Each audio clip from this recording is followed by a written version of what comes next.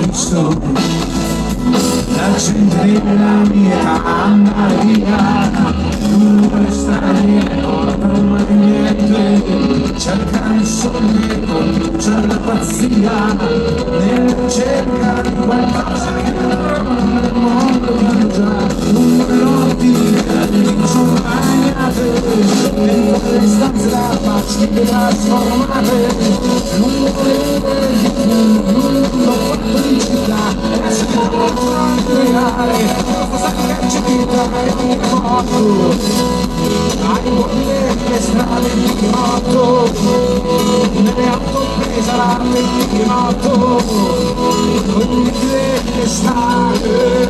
di moto